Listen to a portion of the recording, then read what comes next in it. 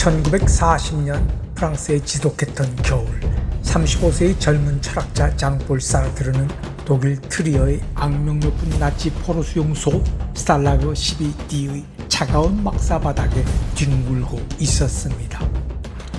이가 들끓고 배금은 형편없던 지옥, 파리의 카페에 앉아 홀로 개인의 고독과 자유를 논하던 오만한 천재 지식인은 나치라는 절대 악 앞에 발가 벗겨진 채 인간의 가장 밑바닥 조건을 마주합니다. 하지만 그 지옥에서 인류 역사상 가장 기묘한 투쟁이 시작됩니다. 철저한 무신론자이자 좌파였던 사르트르는 수용소에서 가톨릭 신부들과 기묘한 우정을 맺습니다. 그들은 나치의 눈을 피해 하이데거를 논했고 마침내 1940년 크리스마스 이브에 동료 포로들을 위해 비밀리에 연극 바리오나를 무대에 올립니다. 성경에 탈을 썼지만 실질적으로는 나치의 저항에 자유를 찾으라는 격렬한 레지스탕스의 경문, 사르트르는 직접 동방박사 역을 맡아 무대 위에서 외쳤습니다. 비로소 우리라는 공동체의 연대를 온몸으로 깨달은 실존의 전사로 거듭난 것입니다. 이후 오른쪽 눈이 사시라는 장애를 이용해 의사와 신부 친구들의 위조 진단서로 나치의 허점을 뚫고 탈출하듯 걸어나온 사르트르. 파리로 돌아온 그는 더 이상 예전의 한가한 소설가가 아니었습니다.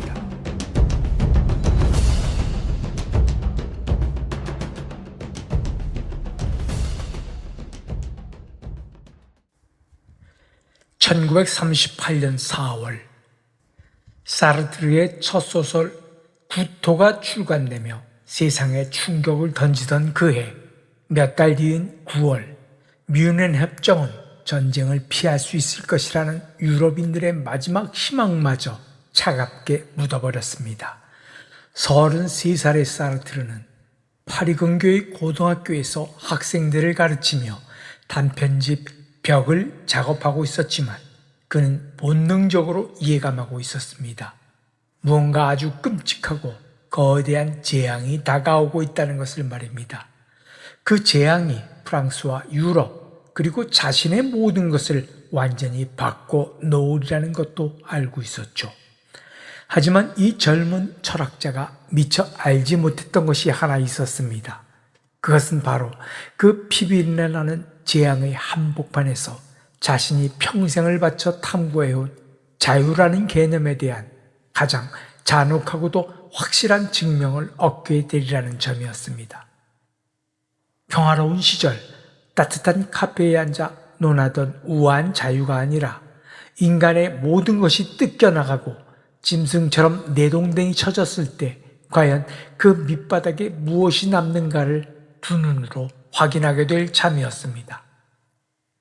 1939년 9월 2일 새벽 3시 어둠이 짙게 깔린 파리 시내를 택시 한 대가 가로지릅니다. 사르트르의 옆에는 영혼의 동반자 시몬 드 보부아르가 말없이 앉아 있었습니다. 도시는 죽은 듯 고요했고 콩코르드 광장은 달빛 아래 텅 비어 있었습니다. 파리 동부역에 도착하자 2명의 경찰관이 마치 가벼운 소풍이라도 안내하듯 무심한 태도로 사르트르를 맞이했습니다. 매치로 가시오. 그들이 말했습니다. 사르트르는 기차에 올랐고 열차는 어둠 속으로 멀어졌으며 시몬은 플랫폼에 홀로 남았습니다. 34살의 사르트르는 그렇게 프랑스 군에 징집되었습니다. 하지만 극심한 사시와 허약한 체질 탓에 총을 드는 전투부대에는 배치되지 못했죠. 그는 전선에서 20km 떨어진 기상관측부대에 배속되었습니다. 그의 임무는 그저 기상관측용 풍선을 띄우고 바람의 방향을 기록하는 것이 전부였습니다.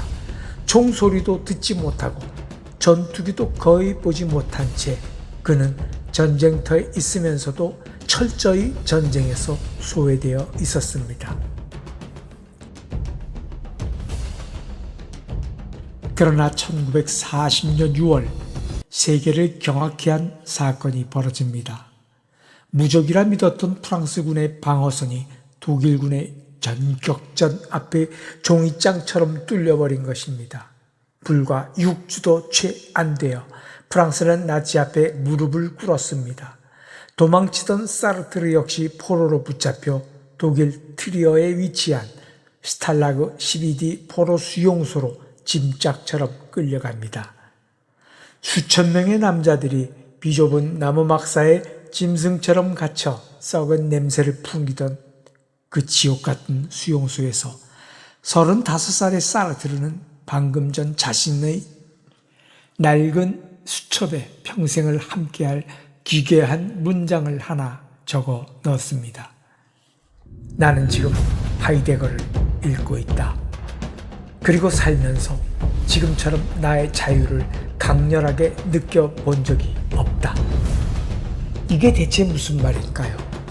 사방이 가시돋친 철조망으로 막혀있고 언제 죽을지 모르는 적국의 포로 수용소에 갇힌 인간이 대체 어떻게 스스로 자유롭다고 느낄 수 있단 말입니까? 사르트르는 특유의 차갑고도 관찰자적인 시선으로 수용소의 동료들을 지켜보았습니다. 그는 그곳에서 완전히 무너져 내리는 남자들을 보았습니다. 포로라는 비참한 현실을 자신의 궁극적인 운명으로 받아들이며 저 바깥의 철조망이 자신의 내면까지 파고들어와 영혼의 공간마저 갈기갈기 찢어놓도록 스스로를 방치하는 사람들이었습니다. 하지만 반대로 끝내 굴복을 거부하는 남자들도 보았습니다. 이 지옥 같은 하루를 어떻게 버텨낼지, 어떤 책의 구절을 떠올릴지, 독일군 간수에게 어떤 표정으로 대답할지와 같은 아주 미미하고 사소한 선택들을 통해 끝끝내 인간의 존엄을 잃지 않는 사람들, 마치 그 보잘것없는 선택들이 거대한 우주적 저항이라도 되는 것처럼 행동하는 사람들을 그는 목격했습니다. 바로 이 처절한 관찰의 밑바닥에서 훗날 20세기 철학을 뒤흔들 존재와 무의 가장 급진적인 사상이 잉태됩니다. 사르트르가 깨달은 자유란 내가 마음대로 밖으로 나갈 수 있는 물리적인 조건이 아니었습니다. 선택지가 주어지거나 장애물이 없는 편안한 상태도 아니었습니다. 자유는 인간의 의식 그 자체였습니다. 인간이 의식을 가지고 살아 숨쉬는 한 철조망은 육체를 가둘지언정 그에게 닥친 상황에 어떻게 반응할지 의미를 부여할 자유마저 뺏을 수는 없었습니다. 짓눌리는 상황 속에서도 스스로를 다르게 정의할 자유. 그것은 결코 수용소를 안락하게 만들어주진 않지만 누구도 억누를 수 없는 인간 본연의 뼈대였습니다. 그는 수용소 안에서도 글쓰기를 멈추지 않았습니다. 심지어 1940년 크리스마스 이브에는 마리오나 혹은 천둥의 아들이라는 희곡을 직접 쓰고 연출하여 포로들을 무대 위에 세웠습니다. 로마 제국의 지배에 저항하는 팔레스타인 족장의 이야기였지만 수용소의 프랑스 포로들은 굳이 설명하지 않아도 그것이 나치를 향한 저항의 메시지임을 단번에 알아차렸습니다.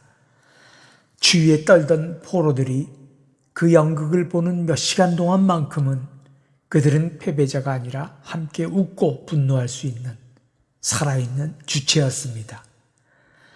철조망 안에서 철학자가 희곡을 쓰고 사람들을 모아 저항을 연기했다는 것.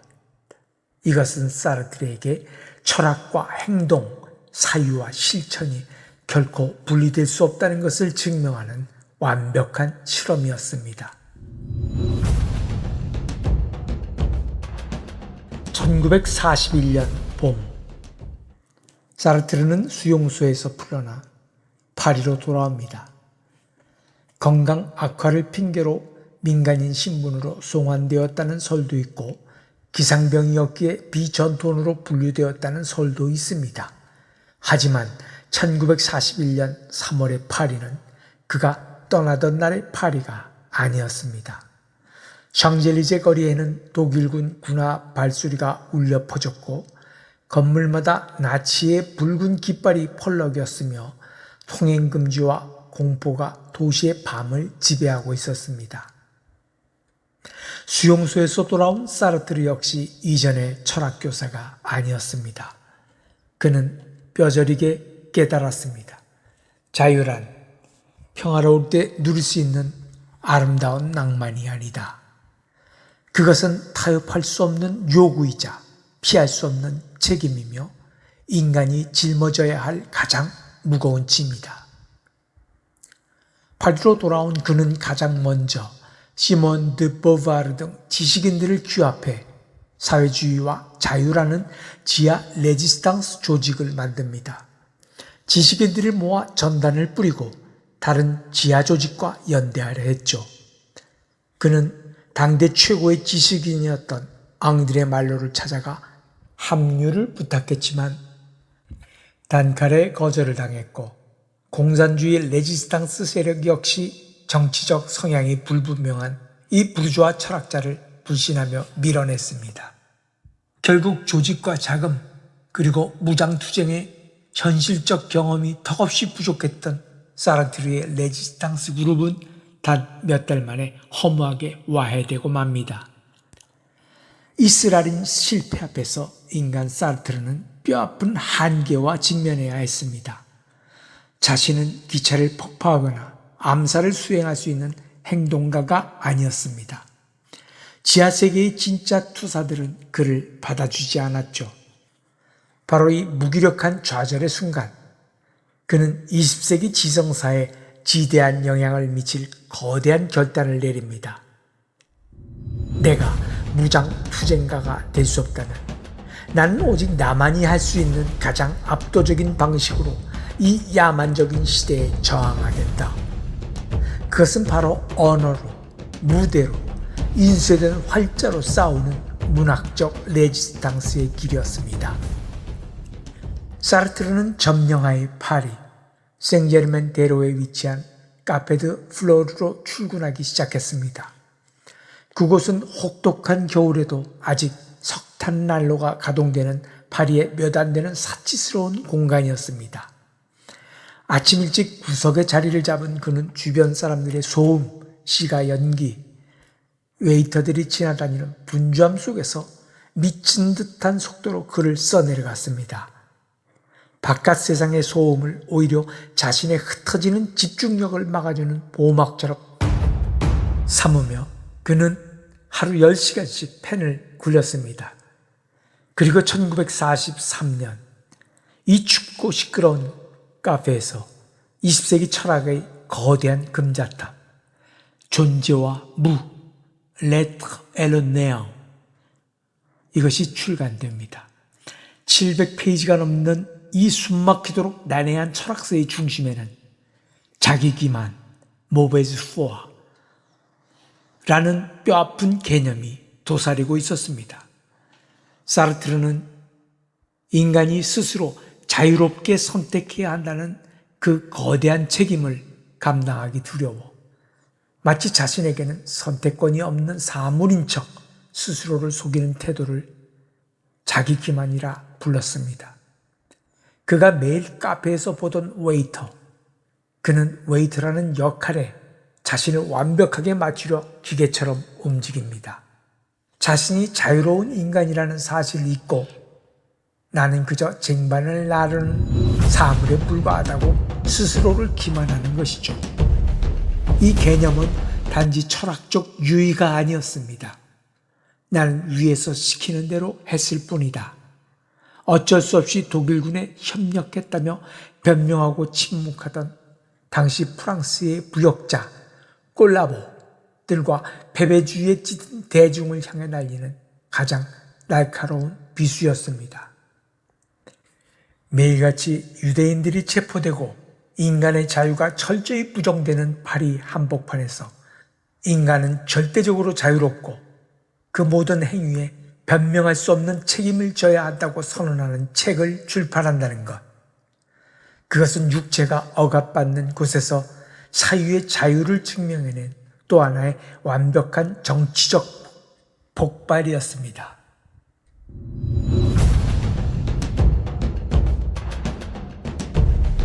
사르트르의 문학적 레지스탕스는 두꺼운 철학서를 넘어 극장의 화려한 무대 위로 향했습니다.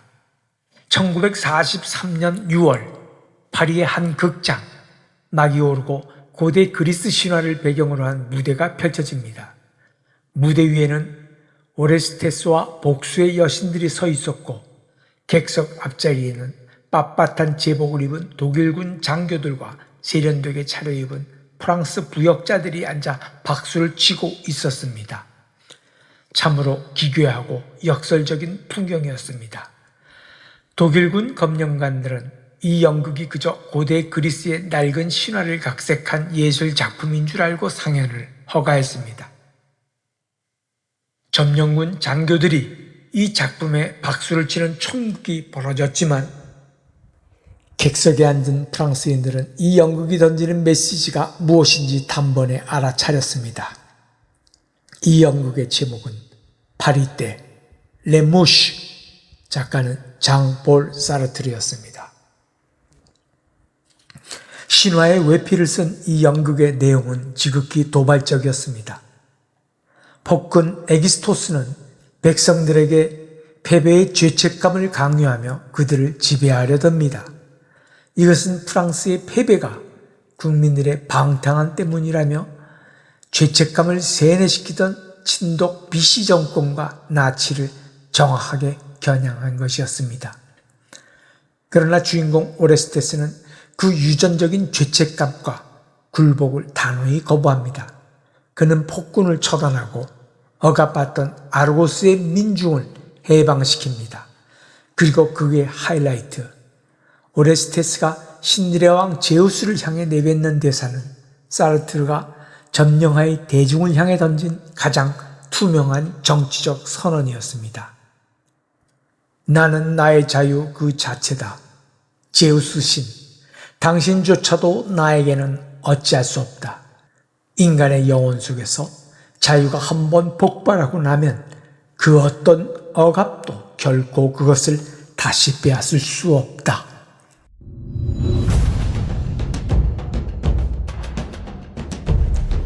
군화발에 짓밟힌 채 숨죽여 살아가던 파리 시민들에게 이 대사는 단순한 장식적인 문학이 아니었습니다. 문화를 전복의 무기로 사용하고 철학의 신화의 꽃을 입혀 나치의 감시를 농락한 사르트르의 치밀하고도 대담한 전략이었습니다. 그리고 마침내 1944년 8월 25일 르크레르 장군이 이끄는 제2기갑사단의 선두 전차들이 파리 시내로 진입합니다.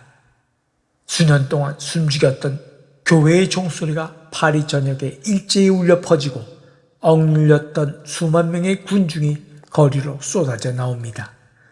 모르는 사람들이 보도블록 위에서 부둥켜 안고 오열했으며 여자들은 해방군을 향해 꽃을 던졌습니다. 파리는 울면서 동시에 미친 듯이 웃고 있었습니다. 사르트르가 그곳에 있었습니다.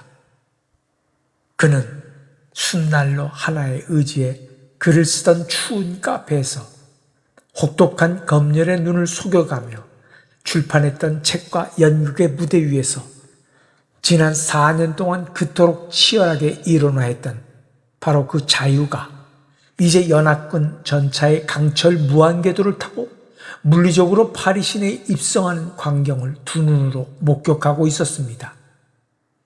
역사와 철학이 완벽하게 일치한 이 벅찬 해방의 순간, 자유를 향한 사르트르의 고독한 투쟁은 끝이 났지만 그것은 동시에 전후 프랑스와 전 세계의 지성계를 통째로 집어삼킬 거대한 실존주의의 시대가 막을 올렸음을 알리는 거대한 신호탄이었습니다.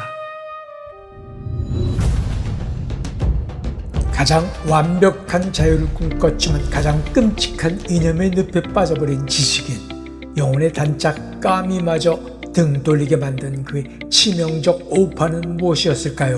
3부에서 확인하시죠.